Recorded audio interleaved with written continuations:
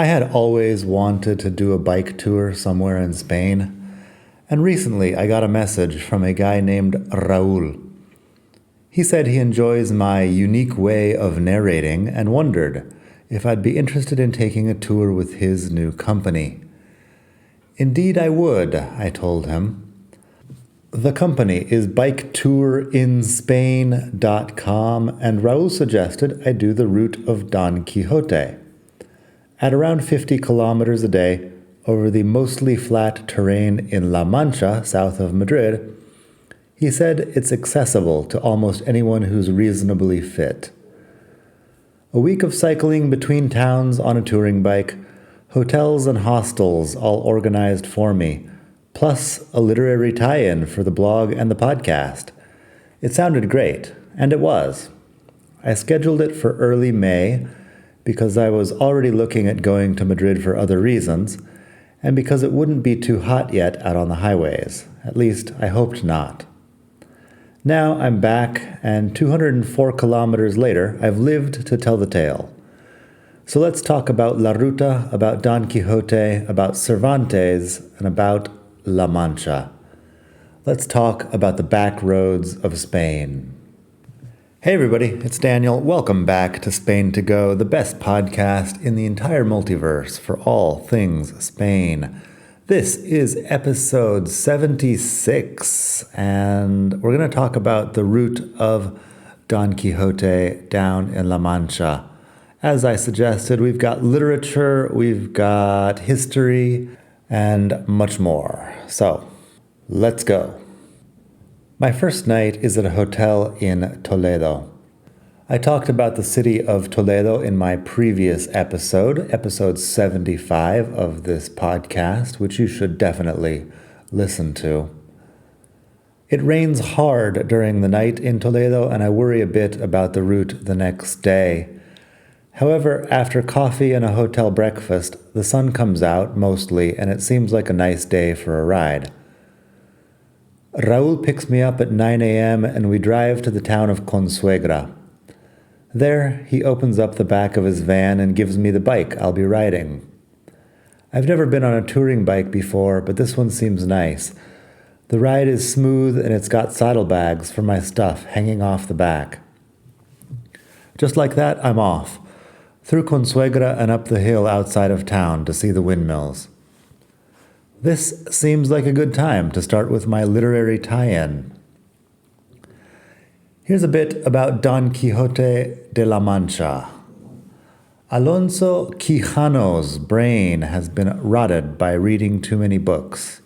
So, grabbing his lance and putting on an old suit of armor, he gets on his horse and rides off, seeking adventure.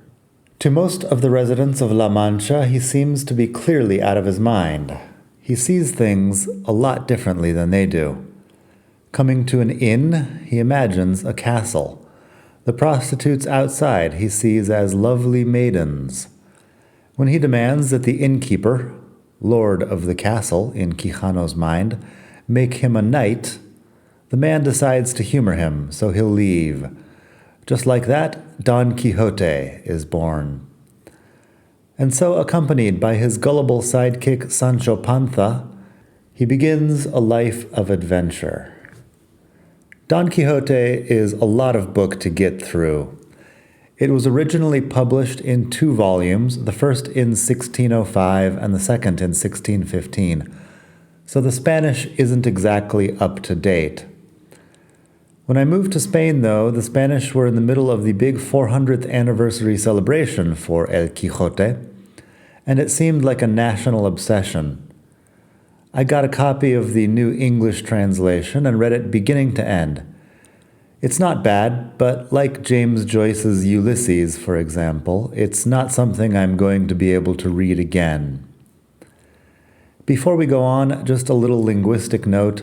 The original title for the novel in Spanish was El Ingenioso Hidalgo Don Quixote de la Mancha.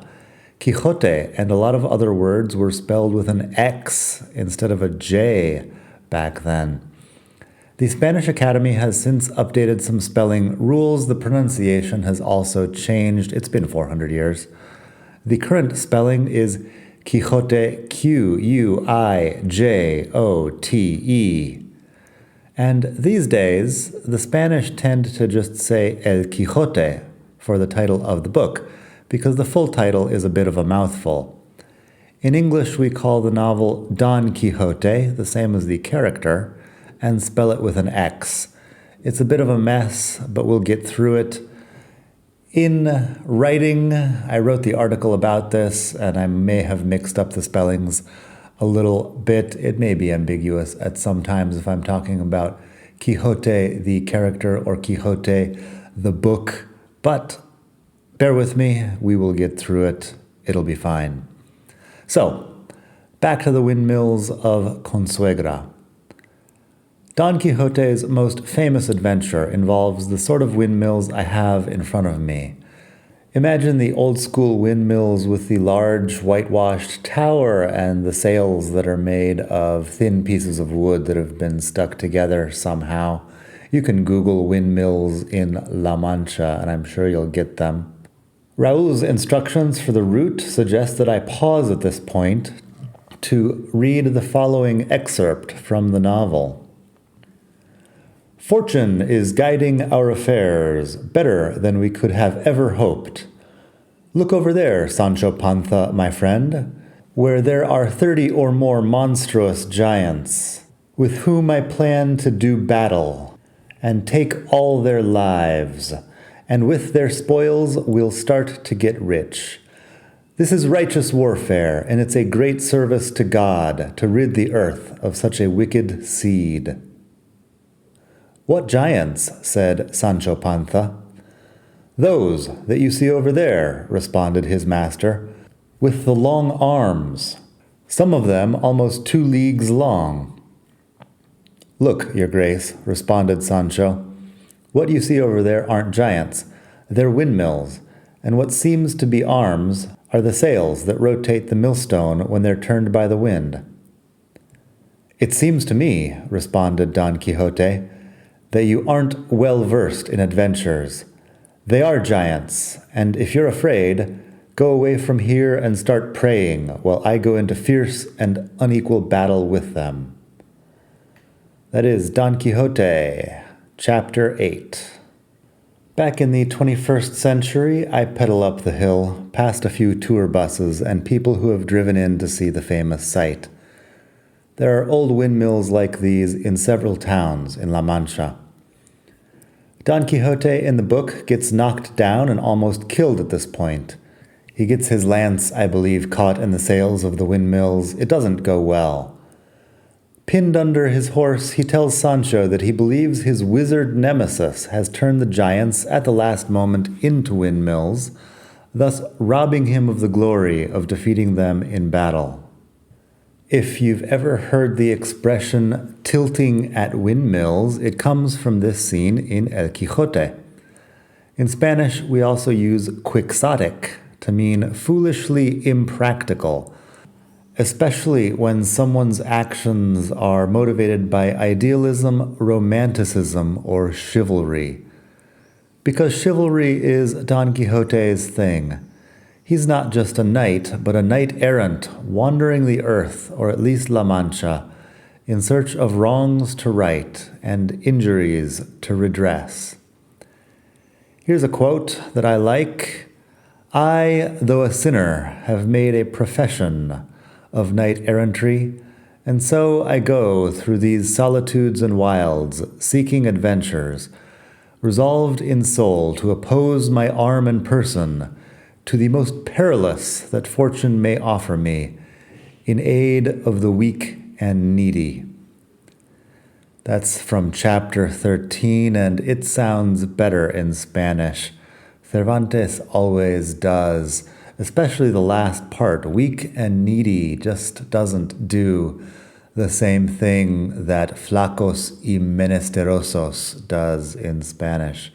You gain 5 syllables, but also the translation just sounds different. Anyway, from the windmills of Consuegra, I head down through some farmland, grapevines, olive trees, and wheat, towards my first stop in Puerto Lápice. The day is beautiful, sun coming through the clouds, spring flowers on both sides of the trail. After a couple of hours following the GPS route provided by Raúl, I'm rolling into town. Puerto Lápice is mentioned in Cervantes' novel as where Alonso Quijano is knighted. In other words, where he becomes Don Quixote. Today, it's a small town with 900 people, an old square, and a few Quixote-themed tourist attractions. Raúl shows up when I'm partway through a lunch of huevos rotos con jamón, that's potatoes with fried eggs and ham, to take me off to start the second part of today's route. The first day of the route of Don Quixote has two transfers. The first was from Toledo to Consuegra, and this second one is from Puerto Lápice to the start of the afternoon's trail. From this point, though, I'll be on my own. After lunch, we get back in the van and drive for a while. Raúl drops me off at a trailhead by the side of the highway, and I get back on the bike. I've got 13 more kilometers to Argamasilla de Alba, through perfectly flat land studded with grapevines and igloo-shaped bombos. Those are sheds made of stone where farmers store tools. There's not much happening out here.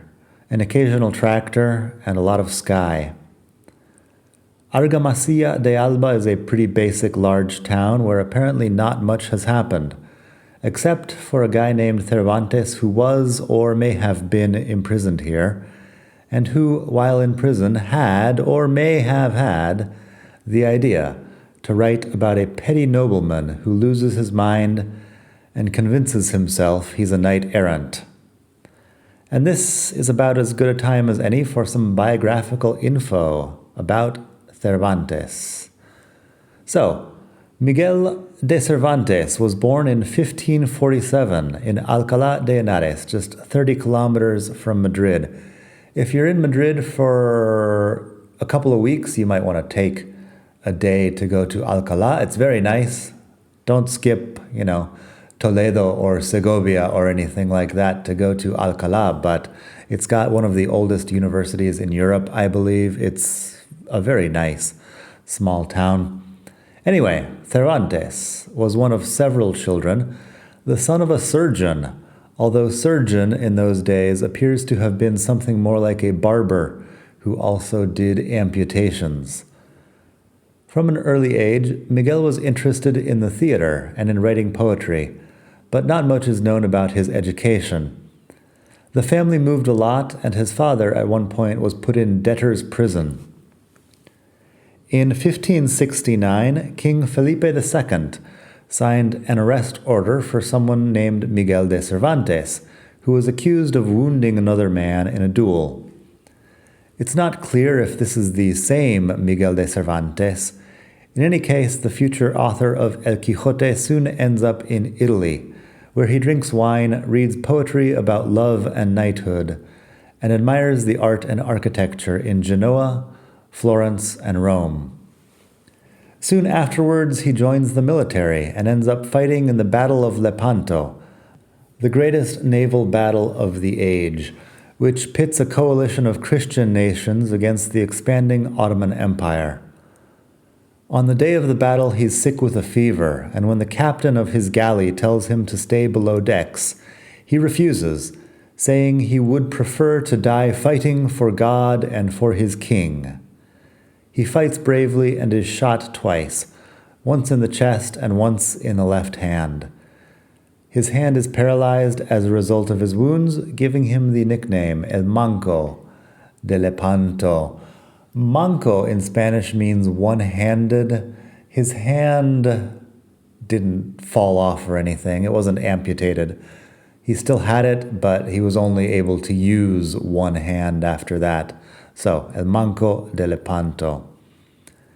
After a few months in the hospital, he continues his military career and spends a couple more years sailing around the Mediterranean. He's on his way back to Spain in 1575 when his ship is captured and he's enslaved, along with his brother Rodrigo. Cervantes' mother gets together some money but can't afford to ransom both her sons. Miguel insists that Rodrigo be ransomed before him. Despite several attempts to escape, he is a slave for 5 years, the time it takes to get together a further 500 gold pieces for his ransom. Afterwards, he becomes a spy. He has an illegitimate daughter with the wife of a tavern keeper. He marries, he travels around Andalusia. He becomes a tax collector, and finally, he's arrested for possible embezzlement of public funds. There are some irregularities in the books he keeps as a tax collector, is all I know. In prison, he allegedly has the idea to write about Alonso Quijano, who goes mad under the influence of literature and becomes a knight-errant. And thus is born Don Quixote, the most famous character in all of Spanish literature. I'm hedging a bit in my biography because it turns out that a lot of what we know about Cervantes is what Cervantes wrote about himself. And it's not clear how true all the details are. But the Battle of Lepanto and the slavery part are well documented, and they deeply affected how Cervantes saw the world. Afterwards, of course, there was plenty of myth-making around one of Spain's greatest literary figures. Cervantes is a big deal. He's such a big deal, in fact, that Spanish literary types will use La Lengua de Cervantes as a synonym for the Spanish language as a whole. They've also been known to call English La Lengua de Shakespeare.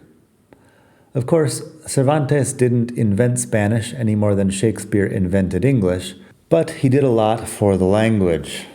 Don Quixote is considered by many to be the first modern novel, and it gets suitably weird by the end, with a plot that's not quite what you expect from something written in the early 17th century. Shakespeare and Cervantes are said to have died on the same day, which may be a bit of an exaggeration. In any case, they appeared to have died within a few days of each other in April 1616. The official date given is April 23rd, which is now celebrated as World Book Day and coincides with St. George's Day, an important holiday in Catalonia, England, and many other places. The next day, I have a double espresso at a bar across from the bus depot in Argamasilla de Alba. At this early hour, the place is full of farm laborers having coffee and shots of orujo before heading out into the fields. The whole thing is a world away from the gleaming palaces and museums of Madrid. Finishing my coffee, I get back on the bike, a bit sore from yesterday's ride. The road out of town heads along the canal, and it's cool in the morning breeze.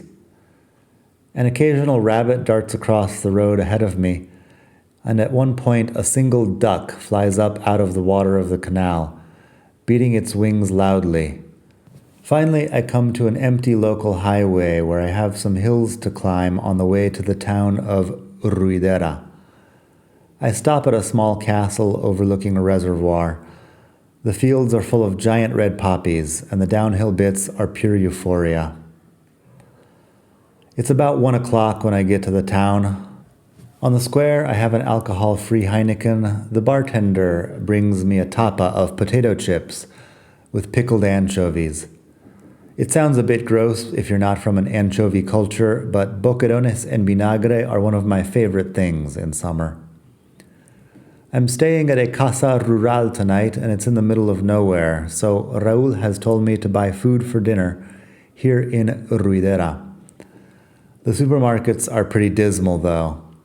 I get some bread and pâté, some canned sardines, and some gummy worms. That should be enough to keep me going. After that, it's another 12 kilometers along the lakes to my lunch stop.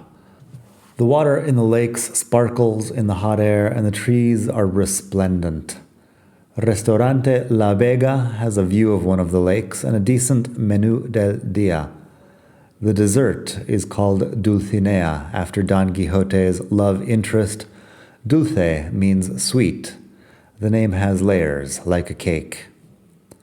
From La Vega, there's no phone signal, so I've been told to call the caretaker for the Casa Rural before leaving. She says she'll be down in 20 minutes. So I get back on the bike and find the country house. Like a lot of houses in La Mancha, it's painted white with a thick blue stripe along the bottom edge of the wall, about a meter high. There's a name for this shade of blue, azul añil manchego. The caretaker's name is Mari. She looks like she could have walked right out of the pages of Don Quixote, or at least a Soviet-era Eastern European Quixote. She hands me a bag of bread, butter, and jam for tomorrow's breakfast and shows me the keys. One for the house, one for the gate, and one for my room. Then she leaves, and I'm in a huge casa rural all by myself. 7 bedrooms and a very weak Wi-Fi signal. I walk around the lake before sunset, then eat my sardines for dinner. After riding 50 kilometers yesterday and 55 kilometers today, I'm more than a bit hungry. The next day, I get up and eat 2,500 calories worth of bread, butter, and jam. Washing that down with a pot of black coffee, I am feeling pretty optimistic about the day. There's only one problem. Last night, I locked the gate outside the Casa Rural, and now, as instructed, I've left the keys on the table inside the house. It's nobody's fault but my own. Nobody told me to lock the gate, but I suddenly find myself both locked out and locked in. I wander around the yard for a few minutes, looking for a way over the wall that would accommodate an unathletic 41-year-old holding a large touring bike over his head. No luck. I decide to call Mari, then realize there's no phone signal here. This is starting to look like a problem. Thankfully, I'm able to stand next to one of the windows and get a bit of Wi-Fi from inside. I text Raul, who calls Mari for me. She drives down to open the gate a few minutes later, and I'm off. It's still cold when I find myself on a dirt road around the lakes, headed towards a town called Osa de Montiel, population 2,262. The way is a bit difficult because of the dirt, but I get there around 11 in any case. There's a statue of Don Quixote on the plaza outside the town hall. The door of town hall is wide open, and 4 old guys are standing around chatting. A van drives by with a loudspeaker blasting, "Tengo patatas, tengo sandías, melones, melones." Looking for an open bar, I end up at a typical small-town place on Avenida de la Libertad, across from the bus stop. I order coffee and water, sit down outside, and look at some signs. Mesón El Quijote, se vende hielo. Texas Saloon, El Frenazo. A woman with a towel wrapped around her head stands in a doorway nearby, talking to a couple of friends. She's got a sack of potatoes between her feet, 5 or 10 kilos probably. Apparently, they're talking about the guy in the van. Melones, melones. This is truly the unbeaten path. There's not a tourist or an attraction in sight. A big orange bus stops across the street and a very large driver gets out to open the luggage compartment. Looks like the 12 o'clock service to Tomelloso. A dozen elderly people carrying shopping bags shuffle up the steps and sit inside the dark bus, waiting for the driver to get back on. A woman in a bright orange robe, probably from Western Sahara if I had to guess, walks slowly by one way, then the other.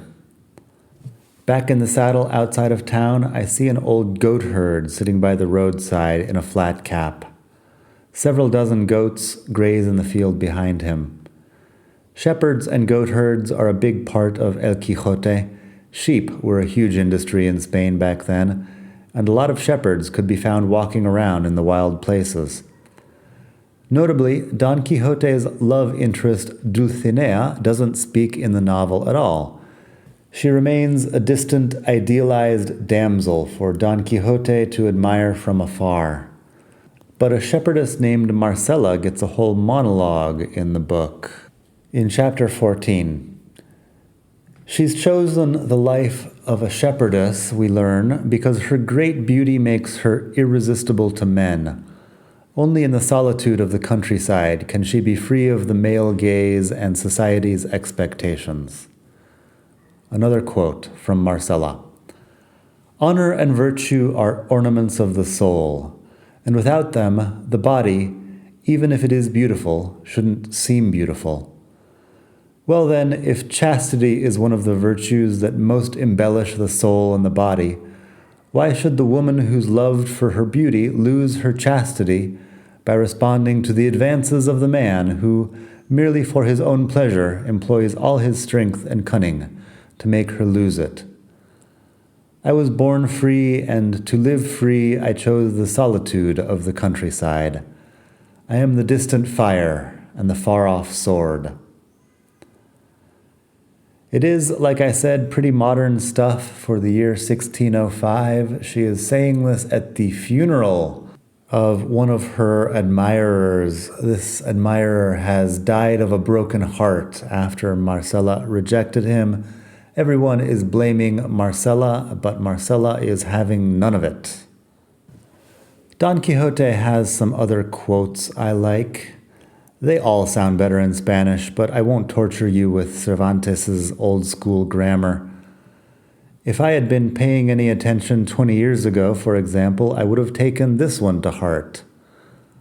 The road of virtue is very narrow, and the road of vice is broad and spacious. That is from Part 2, Chapter 6.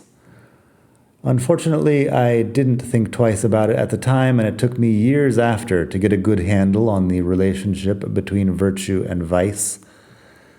Then there's this quote, which I think about a lot. Freedom, Sancho, is one of the most precious gifts that heaven has bestowed upon men. No treasures that the earth holds buried or the sea conceals can compare with it. For freedom, as for honor, life may and should be ventured. And on the other hand, captivity is the greatest evil that can fall to the lot of man. That is from Part 2, Chapter 58, LVIII. Okay. The chapters are done in Roman numerals, so, LVIII. Interestingly, when I memorized that quote in Spanish many years ago, I left out the last part. On the other hand, captivity is the greatest evil that can fall to the lot of man. I don't know why. That part is obviously Cervantes speaking about his experience as a slave. I find another deserted highway outside of Osa de Montiel with lots of farmland, flowers, and sky. There are thistles along the way as high as my head.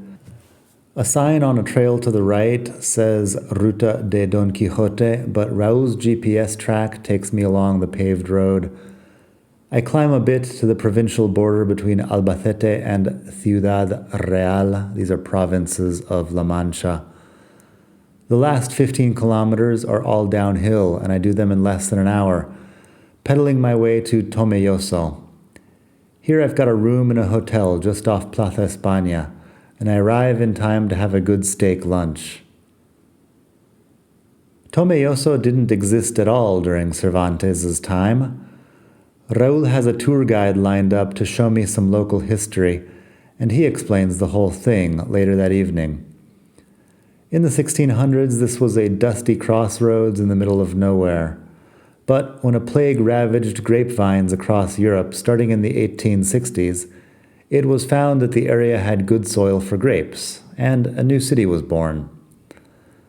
The guide takes me to a couple of underground wine cellars. In the past, wine was made in large clay urns called tinajas right under people's houses. First, a cellar would be dug out of the rock, then tinajas would be lowered through a hole in the ground. Afterwards, it was important to avoid the carbon dioxide produced by the fermentation. Cages with crickets in them would be hung on the sides of the tinajas. When the crickets died, it was time to ventilate. These days, La Mancha wine is made in factories or co-ops, large ones, outside of town. In fact, I once spent a day down here picking grapes with an old flatmate of mine. At the end of the day, we drove the pickup truck to the co-op, where they bought the grapes from us and turned them into table wine for export to Germany. This was all done in large cement or steel tanks. It's not quite as romantic as you might be imagining. I'm imagining an old French guy in a cave full of oak barrels every time I imagine wine production. Although presumably that sort of thing does happen elsewhere with high-end wines, it's not the typical La Mancha experience. My next day is the last day on the bike. I'm off to El Toboso, home of Dulcinea. Dulcinea is like the character on some sitcoms who everybody talks about, but who never appears on camera. She's based on a woman who Don Quixote has seen a couple of towns over. Afterwards, he idealizes her beauty and virtue, because a knight-errant, he thinks, should be able to dedicate his victories on the battlefield to his damsel.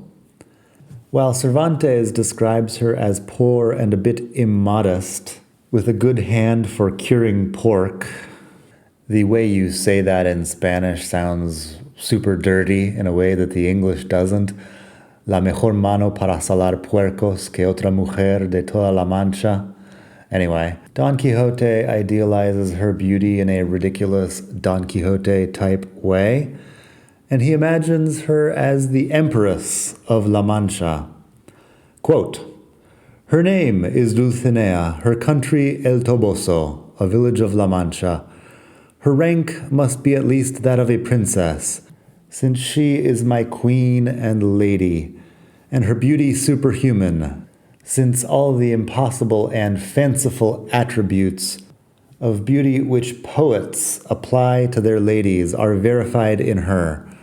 For her hairs are gold, her forehead Elysian fields, her eyebrows rainbows, her eyes suns, her cheeks roses, her lips coral, her teeth pearls, her neck alabaster, her bosom marble, her hands ivory, her fairness snow, etc."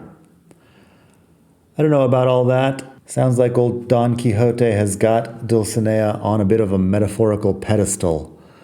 But El Toboso is exactly what you want a village in La Mancha to be. The old stone church, the whitewashed houses, the dusty streets, and the hot sun. There's even a free museum, Museo Casa de Dulcinea del Toboso, that gives you an idea of what a house from Cervantes' period would be like. And with that, I'm done. El Toboso is the end of the route of Don Quixote. I'm eating huevos rotos con jamón again when Raúl shows up with his van to take me to Alcázar de San Juan. Tomorrow I'm heading off, bright and early, to Valencia. I know you're probably going to go out and buy a copy of Don Quixote as soon as you've finished this podcast, so I won't ruin the ending. Suffice it to say, it gets weirder. Volume 2 was considered a sequel at the time. Now the two volumes are thought of as one work. But Volume 2 was published 10 years later in 1615. In the meantime, our hero has become famous. In Volume 2, he starts running into people who have read about his adventures in the first book, and he finds that he's actually a famous knight-errant all of a sudden. There's also a second anonymous author who wrote some unlicensed adventures of Don Quixote in the meantime. Today we would probably just call it fan fiction or something. But Don Quixote also has to deal with the fact that there are rumors about him, a famous knight-errant, that are not true.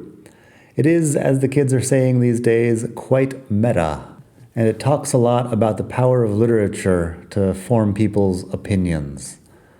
Anyway, I'm happy I did the ride, and you don't need to read the book to enjoy it. There's an official route of Don Quixote which is longer, but Raúl says he's picked only the best spots for a several days tour of La Mancha on a touring bike. And although I got the whole thing for free, I'd say the price on his website is very reasonable. If you're interested, check it out at biketourinspain.com. I highly recommend the whole experience. He's got other bike tours too, depending on your available time and level of fitness. I did Quixote because it was the easiest one, and also I wanted the literary tie-in. But there's one in Extremadura, for example. I love Extremadura. You should go.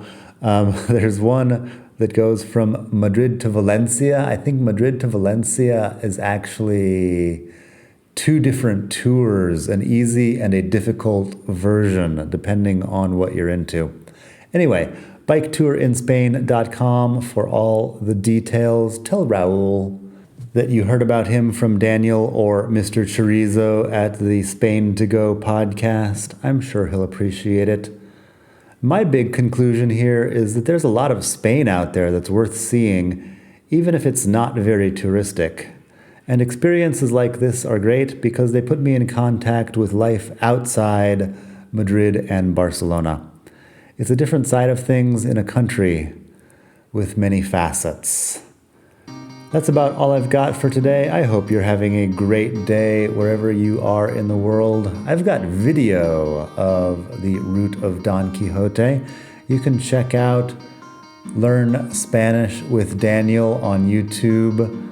I don't really teach Spanish in these videos, but you can see the route if you'd like. The first one is up now, and there will be more over the next few days. Just Google Learn Spanish with Daniel and you'll see it. I've also just gotten back from Valencia. I did a whole route where I was in Madrid, I was in Toledo, I was on the route of Don Quixote, and then I was in Valencia. So, Valencia, the article is up on the blog expatmadrid.com right now. I'll make a podcast out of it in the next few days also. I do all of this for free, or you could donate some money. We'll talk about that in a moment. But since I do all of this for free, I'm under no particular urgency to do it on a specific schedule. It will be out soon. You can subscribe to this podcast to be notified when it is finally out. Like I said, you can donate to this podcast. Go to expatmadrid.com/donate. You can buy me a virtual coffee. You can donate as little as €3 and as much as you want. I am happy with any amount. Helps me keep this sort of podcast going. I also write a lot more on the blog at expatmadrid.com. That's where the donate button is, expatmadrid.com/donate, in case I didn't make that clear a moment ago. Lots of things you can do. You could also follow me on Instagram if you wanted. I'm at Daniel Welsh. Got to spell my name right, Welsch. Daniel Welsh at Instagram. You can follow along for photos of whatever I'm doing. Most of it is in Spain, but, got some other plans that I will definitely be posting photos of soon. I don't want to jinx it by talking about it, but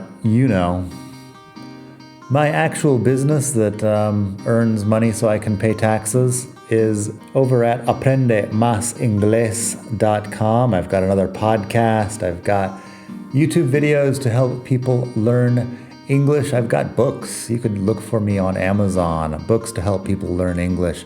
If you are listening to this podcast, you probably do not need anyone to teach you English. But if you've got Spanish-speaking friends who would like to learn English, just check me out on Amazon. I appreciate it. You can buy 10 copies of each book, and that will definitely help me out. You could also just buy one copy of each book, and that would also be great. I appreciate it.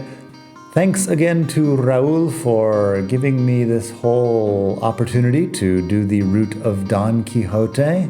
That is at biketourinSpain.com. And be careful because there's also like a Bike Tours Spain or other similarly named websites. You want to go directly to biketourinSpain.com. I highly recommend it.